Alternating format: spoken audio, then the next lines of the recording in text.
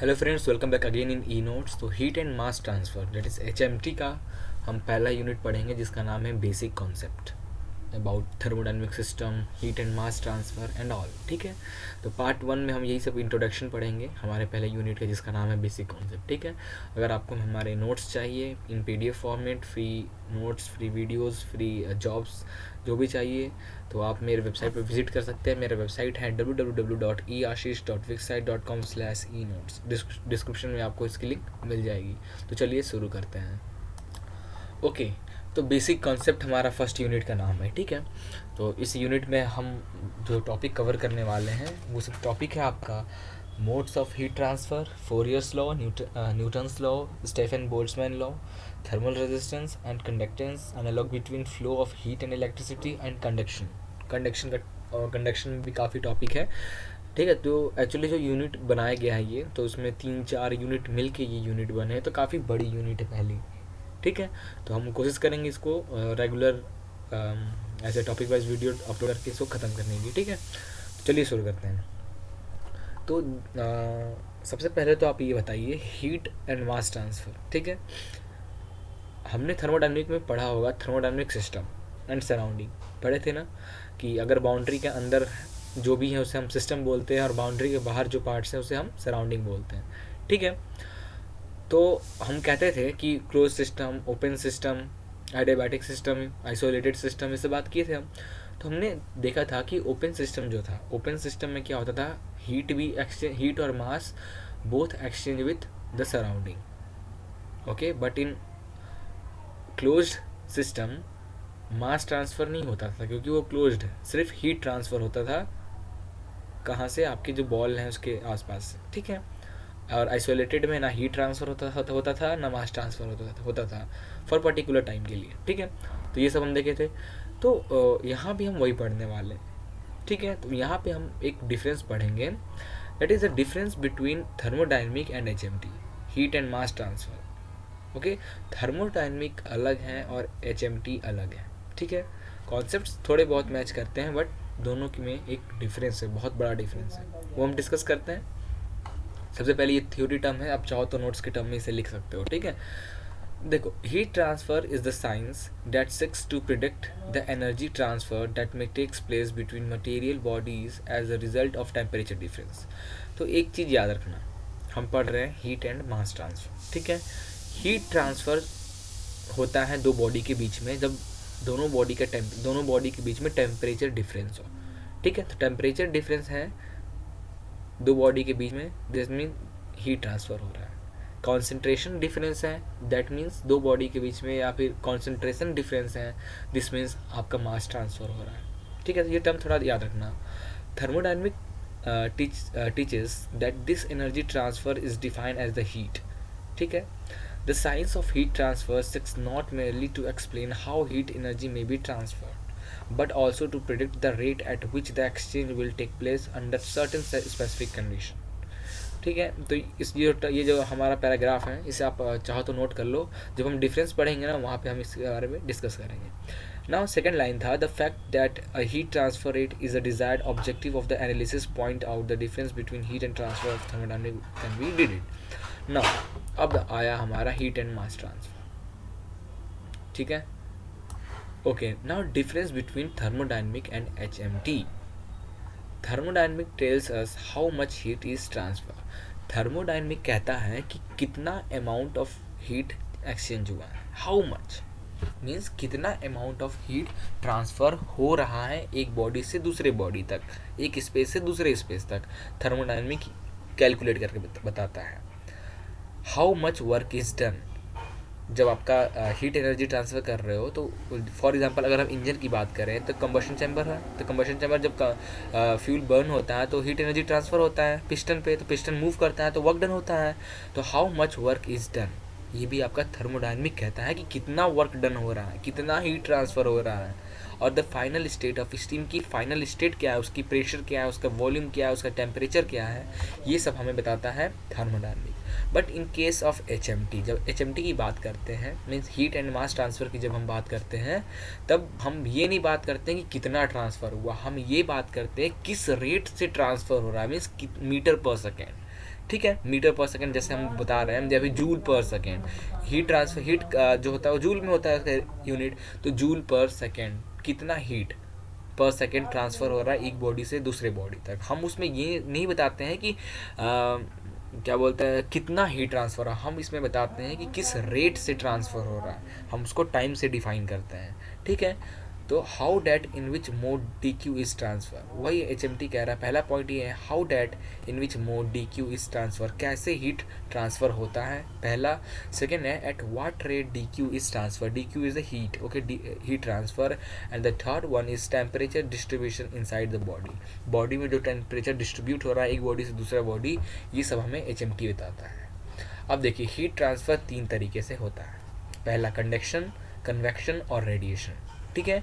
तीनों टर्म ध्यान में रखना। कंडक्शन हीट ट्रांसफ़र जो होता है दो बॉडी के बीच में या फिर दो माइक्रोस्कोपिक के बॉडी के बीच में, ठीक है, तब हमेशा 3 तरीके से हीट ट्रांसफ़र होता है एक बॉडी से दूसरे बॉडी, एक बॉडी ये हुआ दूसरे बॉडी हुआ, 3 तरीके से ट्रांसफ़र होता है। पहला होता है कंडक्शन, दूसरा होता है कन्वेक्शन और तीसरा होता है रेडिएशन, ठीक है। अगर आपको ये तीनों वर्ड्स के बारे में पता है तो अच्छी बात है, नहीं तो हम आगे इसको 1 बाय 1 डिस्कस करेंगे, बट यहाँ शॉर्ट नोट के लिए डिस्कस कर लेते हैं।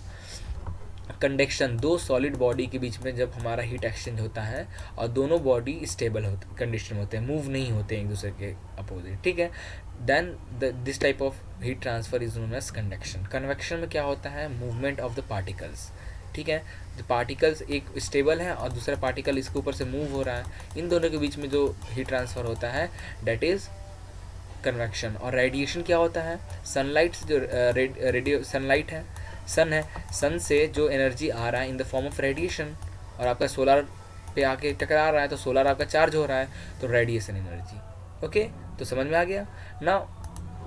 अब नेक्स्ट है थर्मोडायनेमिक सिस्टम एंड सराउंडिंग। ये तो बहुत इजी टर्म है, ठीक है।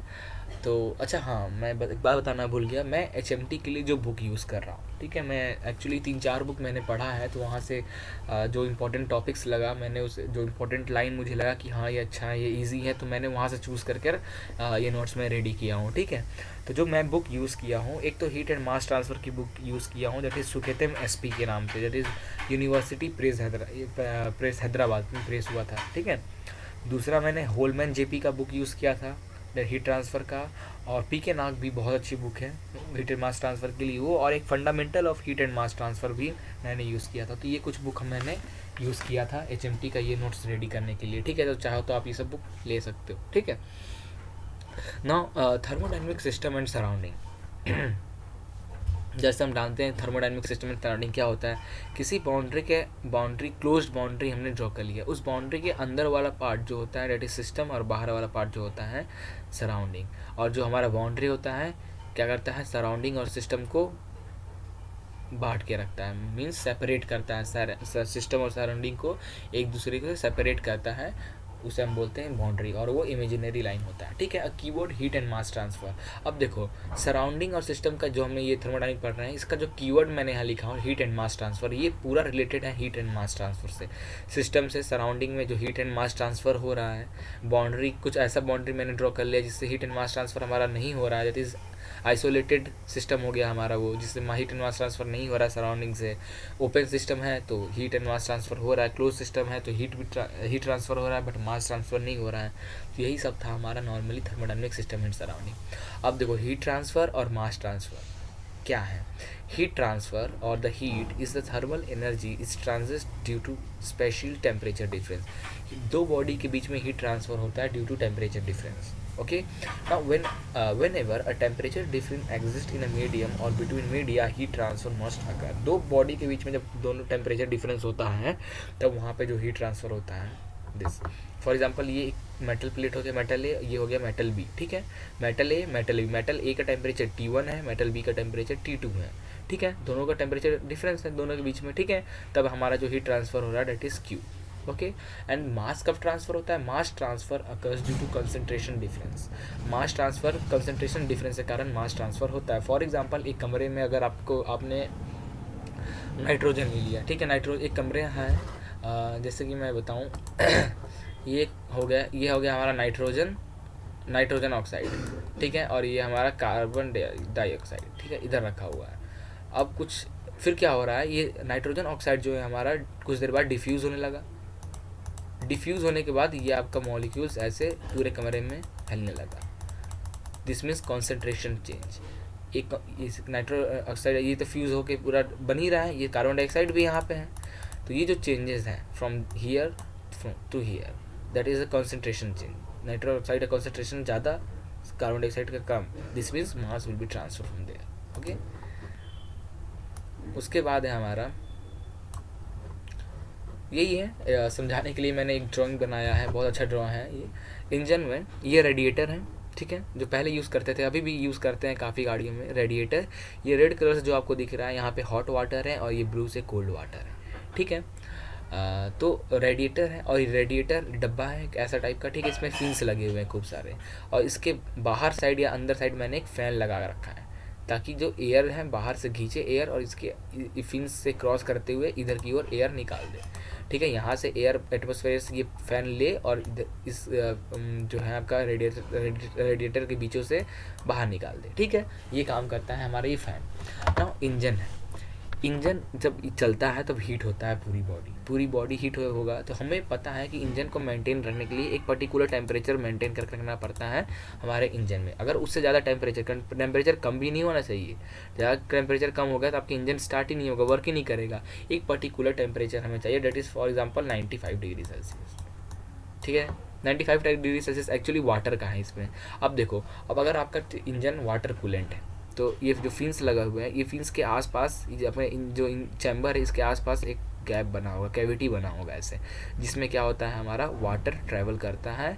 और वाटर क्या, ऐसे वाटर कहीं से आया, ये आया इसमें से वाटर यहाँ से ट्रैवल हुआ पूरा इंजन में, जो भी हीट एक्सेस हीट है इंजन से निकाला और वो कहाँ चला गया हमारे रेडिएटर में। रेडिएटर में एयर जो क्या कर रहा है, एयर आ रहा है फिन से क्रॉस हो रहा है, तो ये जो गर्म वाटर है ये ठंडा होके फिर वापस इंजन में आ रहा है, ठीक है। तो ये जो चेंजेस हो रहा है यहाँ पे दो तरह के काम कर, एक यहाँ पे कंडक्शन भी काम हो रहा है और कन्वेक्शन भी काम हो रहा है, ठीक है। तो कंडक्शन कैसे हो रहा है और कन्वेक्शन कैसे हो रहा है, देखो एयर ये लिक्विड मूव हो रहा है, ये लिक्विड यहाँ पे मूव हो रहा है, ये लिक्विड मूव हो रहा है नीचे की ओर आ रहा है हॉट वाटर, और ये जो फिन्स उसको ठंडा कर रहा है ये एयर। तो इनके बीच का जो एनर्जी ट्रांसफ़र है, तो ये हॉट है तो हॉट अपन एनर्जी किसको दे दिया, एयर को, तो एयर गर्म हो गया, इसका एनर्जी एयर ले लिया और बाहर निकल गया, ठीक है। तो ये जो एनर्जी ट्रांसफ़र है डेट इज़ कन्वेक्शन बोलते हैं। और कंडक्शन में एक मेटल से, जैसे यहाँ पे देखिए यहाँ जो हो रहा है यहाँ भी कन्वेक्शन हो रहा है, ठीक है। ये बॉडी का टेम्परेचर T1 है और ये वाटर इस पर मूव कर रहा है तो उसकी हीट ट्रांसफ़र हो रहा है, डेट इज़ अ कन्वेक्शन, ठीक है। ऐसे हमारा काम करता है एक्चुअली। तो इंट्रोडक्शन में सिर्फ इतना ही था, हीट एंड मास ट्रांसफ़र आपको समझ में आ गया होगा। हीट ट्रांसफ़र कब होता है, जब टेम्परेचर डिफरेंस होता है बॉडी के बीच में। मास ट्रांसफ़र कब होता है, जब कॉन्सेंट्रेशन डिफरेंस होता है, ठीक है। तो नेक्स्ट लेक्चर में हम 1 by 1 कंडक्शन का ये सब हम देखेंगे। अच्छा, एक टर्म और रह गया, वो भी हम डिस्कस कर लेते हैं साथ में ही। क्वेश्चन है एक्चुअली 3 क्वेश्चन है जो काफ़ी बार पूछा जाता है, या फिर उसका कॉन्सेप्ट क्लियर के लिए आपको पता होना चाहिए। तो जो क्वेश्चन हैं वो हैं कुछ इस तरह। ओके, जो क्वेश्चन है वो ऐसा, पहला क्वेश्चन जो बनता है, heat loss through thermal insulation on a steam pipe, ठीक है। ये काफ़ी बार बनता है नॉलेज के लिए। एक पाइप है जिसमें से स्टीम पास हो रहा है। फॉर एग्जांपल आपका छोटा स्मॉल स्केल इंडस्ट्री है, स्टीम इंडस्ट्री है, स्टीम पावर प्लांट। आप क्या करो, स्टीम को एक जगह इकट्ठा कर रहे हो बॉयलर से स्टीम को अगर दूसरी जगह भेजना है तो आप एक पाइप यूज़ कर रहे हो। बट जो पाइप यूज़ कर रहे हो, अब जो पाइप से जो स्टीम जा रहा है वो आपको जो मेन पॉइंट पे पहुँचते वहाँ तक क्या हो जा रहा है, काफ़ी हीट इसका स्टीम का निकल जा रहा है, और वो steam super heated steam cold होकर सैचुरेटेड स्टीम से फिर देन मॉइस्चर होते जा रहा है, तो आपका हीट लॉस हो रहा है, ठीक है। तो वो उसको कंट्रोल करने के लिए हमने क्या किया, हमने यहाँ पे यूज़ कर लिया पाइप के ऊपर एक हमने इंसुलेशन लगा दिया, ठीक है। पाइप के ऊपर इंसुलेशन लगा दिया। अब वो इंसुलेशन की थिकनेस जितना बढ़ाओगे, जितना ज़्यादा इंसुलेशन का थिकनेस आप रखोगे उतना हीट लॉस कम होगा, ठीक है। तो ये जो फिगर बता रहा है, मैंने क्या किया, इस फिगर में ये एक्स एक्सिस, ये वाई एक्सिस ड्रॉ किया। वाई एक्सिस पे हीट ट्रांसफ़र रेट है और एक्स एक्सिस पे thickness of insulation in centimetre है। अब एट दिस पर्टिकुलर टाइम पे, ठीक है, ये हमने एक पॉइंट मार्क किया और यहाँ से ये लाइन ड्रॉ किया। ये लाइन हमें बता रहा है कि जैसे जैसे थिकनेस बढ़ेगा वैसे वैसे हीट लॉस कम होता है, हीट लॉस कम हो रहा है और थिकनेस जैसे जैसे बढ़ रहा है। तो फॉर एग्जांपल आप अगर 5 mm का थिकनेस लिए तो हीट ट्रांसफ़र आप कितना हो रहा है पता करने के लिए कैसे पता चलेगा, तो आप क्या करोगे 5 सेंटीमीटर पे आओगे, वहाँ से एक हॉरिजेंटल लाइन ड्रॉ करोगे और फिर वहाँ से एक वर्टिकल लाइन ड्रॉ करोगे, फिर वहाँ से एक हॉरिजेंटल लाइन ड्रॉ करोगे। तो ये जो पॉइंट है, ये पॉइंट आपका बताएगा कितना हीट ट्रांसफ़र रेट है, ठीक है। और फॉर एग्जांपल कि आपका हीट ट्रांसफ़र रेट दिया है कि इतना हो रहा है, तो हीट ट्रांसफ़र रेट इतना, ये आपको पता है कि पाइप में से इतना हीट ट्रांसफ़र हो रहा है, तो उसको कंट्रोल करने के लिए तो उसका थिकनेस पता करना हो तो कैसे पता करोगे, तो जितना हीट ट्रांसफ़र रेट हो रहा है वहाँ एक पॉइंट लो, उससे हॉरिजेंटल जाओ, उसके बाद फिर यहाँ से वर्टिकल आओ 2 सेंटीमीटर, तो थिक जो आपका ये इंसुलेटर है वो 2 सेंटीमीटर का है। तो ऐसे हम पता करते हैं, ठीक है। सेकेंड है heat transfer to the water following through a tube, ठीक है। Heat transfer to water following through a tube, जब ट्यूब से जो वाटर ट्रांसफ़र होता है तो उनके बीच में जो हीट ट्रांसफ़र होता है उसके बारे में, ठीक है। तो देखिए हम यहाँ पे देखते हैं, ये ट्यूब है जिसका डायमीटर d है, हमने मान लिया 3 सेंटीमीटर का एक ट्यूब लिया, ठीक है। इसमें वाटर इसमें फ्लो हो रहा है, तो वाटर का जो इनलेट टेम्परेचर है 30 डिग्री सेल्सियस, ठीक है।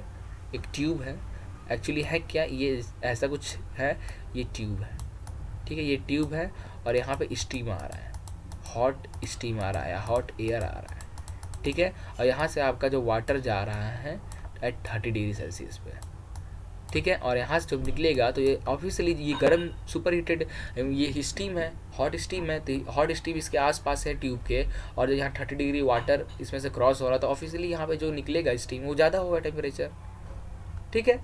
जब टेम्परेचर ज़्यादा होगा तो हम यहाँ पे देखेंगे at T1 temperature at this point 30 degree है, तो जैसे यहाँ से ट्रेवल करते हुए यहाँ निकलेगा T2 हमारा ऑब्वियसली हमारा चेंज हो जाएगा। तो वो डिपेंड करता है आपने कितना ये लेंथ लिया, लेंथ ऑफ ट्यूब, ठीक है। अब ये हीट, ये जो मैंने बताया ये क्यों मैं बता रहा हूँ, पता है आपको क्यों बता रहा हूँ, ये मैं इसलिए बता रहा हूँ, फॉर एग्ज़ाम्पल अगर आपने बॉयलर बनाया, ठीक है, और बॉयलर बनाने के बाद आपने एक ट्यूब लगाया, फॉर एग्जांपल 3 सेंटीमीटर का 3 मीटर का ट्यूब लगाया बॉयलर के अंदर जिसमें स्टीम है या फिर फ्लू गैसेस हैं।